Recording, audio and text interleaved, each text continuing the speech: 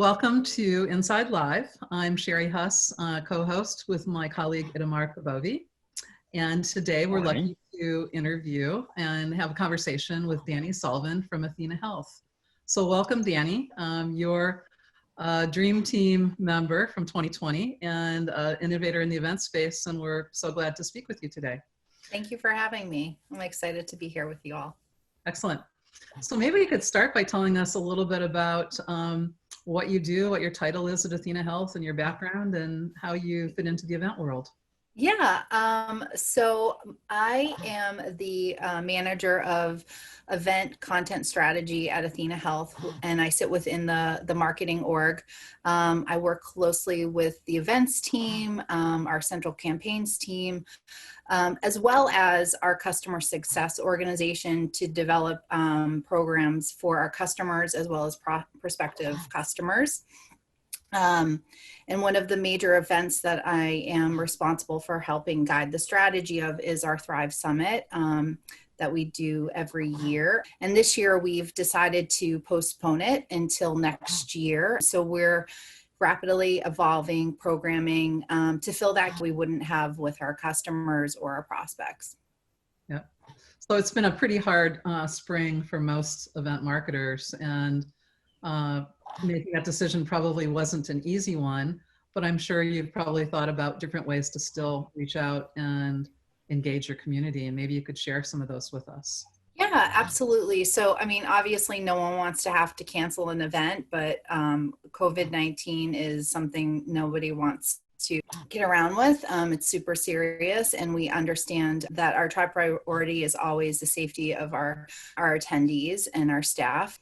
So I think one of the things is determining the flexibility to move it out while being, really positive and actually continuing the dialogues that we had already started in preparation of that content being out there. We have a really robust webinar program that we utilize to get out a lot of ideas to prospects and customers. Our thought leadership series is in that. And then sitting down and being like, okay, so what are we going to do in the meantime? And one of the most important things is really having a response to what was happening. We serve providers. We're an EHR and revenue cycle vendor. So, we're here to really add value and make sure that those providers and healthcare organizations are supported. So there was a lot of content around COVID-19 that we developed, a series all around, thanking our customers, but then also providing the guidance from their peers. So we did a lot of drilling into our existing user groups, and these are groups that are defined by the products folks use or, what specialty they are within. So, we have a peds group, and they were sharing every week with each other on virtual calls, ideas of, what to do, how to do remote patient monitoring remotely, or how to do triage in advance of having, children come into the office. A lot of really good information. And it's how do we get this out there? So developing a series of webinars was an important tool that we use. So having those virtual events where people can hear from a peer, from one of our Athena subject matter experts as well. So providing guidance in that way was really important. A question for you. So your user groups, are you treating them differently? What's your method for reaching out to them, or has it changed since you so what's really wonderful, and I would say the real differentiator of athenahealth in a lot of ways, is that our community is our greatest strength. So we have had these user groups for quite a long time, the last 2 years, but we have existing user groups that have been standing alone. We support them, but they are really self-generating.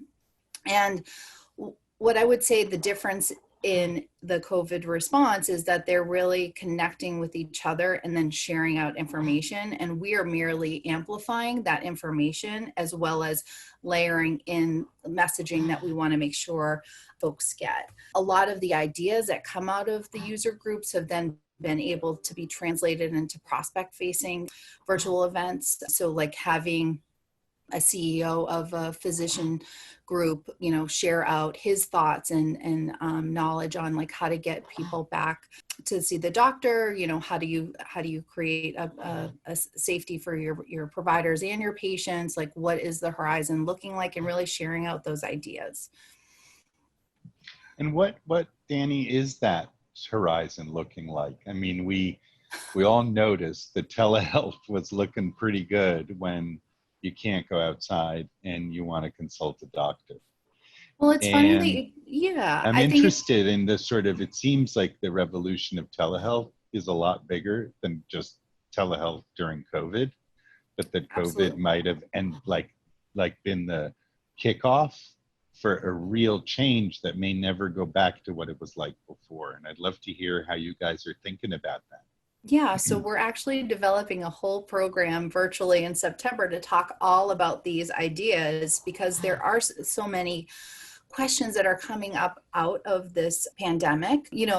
It's almost, we use this word kairos at Athena to think about this. There's this moment, and it's a shift in time where things pivot. And so we think about this as a defining moment that can actually create optimum opportunity for real change and shift in the way things are done. And that's one of the guiding principles of the program that we'll be doing in September, called Healthcare's Next Act, which is, really an opportunity for us to gather over 2 days our internal thought leaders, but then also customer thought leaders, as well as industry experts, to really have conversations about these things, right? So obviously, everyone knows that there's a huge spike in the use of telehealth. We've added in a solution very rapidly to our product to support our customers so that they can have that face-to-face encounter with their doctors. I think one thing that, and I won't speak to the data because the data is something that we're have data scientists looking at, but like the fascinating thing that I see out of it is that there's an opportunity to leverage this like force function, if you will, so that there's a lot of specialties that they could benefit from this situation, like mental health visits, simple like wellness visits. Like, do you really need to drive 3 hours to have your kid's rash looked at? Like, no, maybe you can just get on the call, with a peds doctor and have them look at it, right there, and just send a script. Like, the simplifying of the experience and ultimately like the patient experience is something that I see a huge benefit of. And I'm hoping that during this program, we'll be able to highlight, people's ideas of like how this is really going to benefit outcomes for patients and doctors. That makes a lot of sense to me. And it seems like there's so much positive that can come out of that change, both in terms of access and in terms of speed of care and cost, all sorts of things, I think, that are just really heartening. At the same time, I know that for medicine and health, maybe, Sherry and I are big believers in sort of 5 senses live experience. Yes. And that's not just on an event level in healthcare, but that's also on a patient level in healthcare, where I think a lot of doctors would say that having a physical exam is not something you can just do away with. No, and so it almost feels like the result is going to be a hybrid, where you still see a doctor sometimes, but then you also integrate all this other stuff. Is that right? Is that how you guys are imagining it? I am I am the curator of these ideas. I would say more so than being the expert with the lens of like what the future is going to be like. But I think these are all really interesting ideas about like how exactly like we're thinking about hybrid events, like having like some where we used to have like, there would be the in-person event and then we'd have the virtual part of the experience. Like, it's almost thinking about it in that same way. Like, there would be, benefits to having the flexibility of like, it's beyond even telehealth. Like, there's also this idea of virtual care, which extends into like remote monitoring of patients. So, when patients go home from the hospital, like, are they wearing a device that then can send back like metrics to, or, vitals to a doctor and team to review so that they know how the patient's doing? Like, that's a whole nother thing that is really, the future of healthcare too. So there's a lot of different aspects of it. And they're kind of blend with this idea of like what we're all having to do right now in meeting an event design is like determining, okay, so we can't meet in person. What does this experience look like virtually? Like, we understand, like, people are starting to get burnt out from being on Zoom all day, like all the time, or Teams, or whatever their tool they're using. It's like, how do you try to translate those, like the senses into the experience when it's virtual? So it's like, it's funny, like in reviewing, how we wanted to design our September event, we looked at a lot of other virtual events, and people were adding really cool, fun things like, like a few moments, like to do like a yoga movement in between sessions, or like having like virtual childcare that had like a module for kids to watch on a secondary device, like really trying to like engage the audience with the content and keep people connected, just really, really thoughtful ideas that I see a lot of people doing. No, that's actually great. And have you or your team, I mean, has anything changed with your team structure? I mean, we know that now a lot of folks are talking about there's this whole new digital component that has always been there, but kind of popped up around the time the event actually was activating. And now that's a 365, 24/7 component that can be addressed and worked with. Yeah, I mean, I think there's a lot of, when you think about, like, just from a logistical point of view, like there's a lot of know-how with people that would traditionally be on your team that were, putting together BEOs and things of that nature that were really in the logistics. Well, like, I feel like all of those skills are being translated into how do we like organize speakers remotely, or how do we, make sure people are prepped so that they know how to use answer questions on the system that we're using. Like, there's a lot of knowledge that can translate into different use cases now. And I think that like everyone on our team is so thoughtful and creative, and just really wants to execute well and create an optimum experience for the attendees. And I hope that answered your question, right? No, it's, again, I think everyone is changing and all trying to figure it out, and just wondered if there were things that your team was experiencing that maybe it's worthwhile mentioning. You had mentioned to Itamar and I about kind of this pivot, the shift in time, and how things are, like how really you're embracing this new reality. And I don't know if there's anything that you can share there as well. Yeah, like I think it's an opportunity for reflection. Like when I thought about this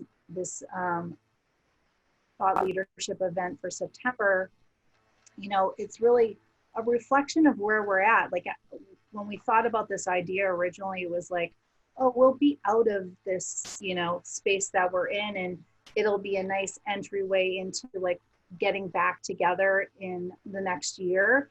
But now when you think about it in a different way, it's like, it's really a time of reflection on like all of the success that has happened in spite of us all being this weird space together, and holding like the space for each other to be like, wow, these are like tremendous successes that our customers have experienced, and their different settings. Here's like really changing, even regulatory changes that have been able to shift and create movement. So this idea of the pivot is really important for like how we're thinking about the content in the program. Interesting. And you mentioned some of the webinars that you're doing, and those seem to be probably something the community is really embracing, since you can really sort of address a lot of the needs that they're probably having and feeling, maybe even way more so than other industries. Yeah. Especially in the telehealth area.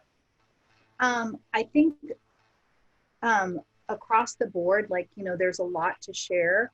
We had a really great new event that we've developed. It's very similar to a lot of what other people are doing, but like asking an expert questions is really helpful, right? Being able to submit questions in advance and then taking that time and hearing all those questions being asked at the same time, you know, especially in this time, that format works because it's like in the moment, like up to date, like we're saying what is happening this week. And that's really important for us to share out, you know, how do you bill for telehealth? Like there's ways, and we want to make sure people know how to do it correctly. And there's nuance across state lines and so forth. So like making sure people know where to get information. That kind of event type can really help to like just inform. Got it. And for user, good question. I had a quick question. Yeah, just is that when you imagine, obviously, I think what we've talked about is that some of the kind of digital presence and community building is going to be kind of a 24/7, 365 thing that is going to keep going all year round. Yeah. But do you imagine, let's say we're 3 years from now and we're ready for Thrive again? Yep. And how different is that going to be from the last Thrive? Well, let's assume there's no more masks and there's no more nothing. We're done. Okay. We're done. We've so got a vaccine. That we go back and like what have we learned from this, or like sometimes, you know, how there's certain things that are super popular and then at a certain moment everyone's doing them and then they jump the shark. Like somehow over the course of 3 years, everyone's like, ew, you're still doing that? Yeah. You know what I mean? And like, it just feels to me like from the point of view of like, what feels good? What actually people want to do when they go to this opportunity? The content's the content. Content's always going to be really important. And obviously access and the things that we've talked about are going to be important. But like, is it going to be is it going to be like a rave versus a masked ball? Or is it going to be like a street fair versus and I don't mean that as like an event concept, but like, is it going to be much smaller? I'm curious as to whether when you have that image in your head of like the ideal, the Disney version of Thrive, does it go back to something kind of like what it was?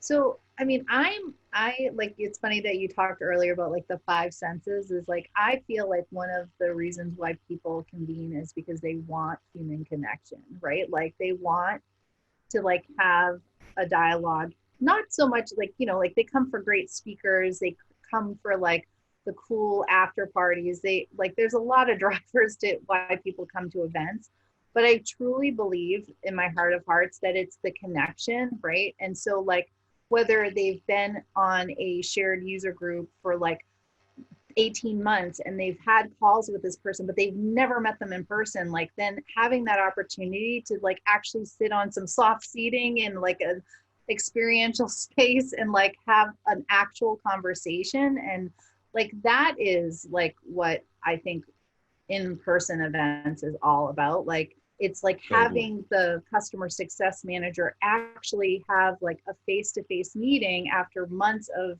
you know, having virtual calls that have been great and supportive and so forth, but they finally get to that point where they get to like connect. And it's really, that's what I think, like I hope that all of this doesn't change that, and that we don't have to, you know, have the formality of like space and distance. Like I truly hope that we can get back to that, because that's like really what I think in-person events are all about, is that connection with each other and holding space together. And do you feel like that you guys got to a place with Thrive where it was kind of optimizing that experience pretty well? I mean, absolutely. Like last year, and things that we've historically done, like we have a connection lounge where, you know, a lot of people are coming from different places and they might never met their customer success manager in person. And we had, you know, a concierge setup where like people could go to the desk and be like, oh, I'm looking for so-and-so, and that person would be able to connect them, or they would connect mobily through the event app and set up time. And we've had dedicated spaces so people could sit down and just like have a conversation. Like those things I never want to take away from the event. Like they have historically done well and they're really powerful. Things that we wanted to add this year, we're doing like peer circle meals together so that people could actually get connected with people that they might not have in their sphere that are doing similar things, but they might be disconnected because they're on different sides of the country, or, you know, they're not exactly in the same specialty, but they do the same job. Like having that opportunity to make those connections so that people go home and they feel like they have an ally when they go back to do their everyday work. That's beyond like, you know, calling their person, Totally. their Right, the whole life part, the whole like full human part, the like full like, person. Yeah. And I think like because what we support is one of the most important things ever that people experience is like having like your health and then going to the doctor. We support the doctors and providers and nurses and staff, like, so like we just want to create space for these humans to like connect with each other. Right. Makes a lot of sense. And is there something as a kind of creative planner and curator, is there like a favorite thing that you've seen or that you've done in the last few months that you just feel like that really nailed it, like that was awesome, or a way of presenting content that might be really not just, oh, well, that's creative, but more like that really worked? I think what's really working is allowing our user groups to really thrive themselves and supporting them. So the support of those groups actually sits within the customer success org in the voice of the customer team. And they do a wonderful job of really just holding space for them and supporting them. And so then we're able to go in there and say, oh, this is really interesting, like ideas and thoughts, and we can kind of mine from those folks and share those stories out of there and amplify them out. So like, that's what I think has really been working, because they're in the front lines and like we support them, but they have like some of the stories are just so amazing. Like we have a colleague on our team who's responsible just for customer stories and mining those. And she shared one in our team meeting last week. And it was just so powerful because you understand like what these our customers are experiencing in the COVID crisis, and how grateful they are to have a partnership with our company, you know. So super important, I think, to be able to have that stuff. That's amazing. You mentioned having these groups now for 2 years now, more or less, these kind of supported so groups. The ones that are associated to one of the products actually were kicked off at our what we used to call Thrive Summit, which was called Success Summit at the time in 2018. And those were for all of the specialty focused user groups that were associated with our Athena One product. But because we have other products that have been long standing, our Athena IDX and Athena Flow and Practice, they've had 30 plus years of user groups that have been customer led. And so they have, you know, a lot of insights and knowledge and, convening on their own that really is tremendous. And how many people in aggregate belong to the user groups, roughly? Oh my goodness, you're putting me on the spot. There's so many. But like, is it hundreds of thousands? Is it, you know, is it 2,000? Is it 10,000? Oh, I would say, yeah. I mean, I would have to go back. I mean, there are thousands, for sure. Yes. Wow. And is there a very high overlap between customers and members of the user group? We So are you saying like the proportion of Like, our whole customer is that your body? customer base? Is that your core customer base? I would say that the folks that participate in user groups are our most engaged customers, and they tend to be the folks that are really excelling or are on the trajectory to do extremely well. Like they're just of that mindset. We have, 160,000 providers on the network. So to say like each one of them could participate in a user group is probably not realistic, but it is a powerful program that supports a lot of the development of content in our events.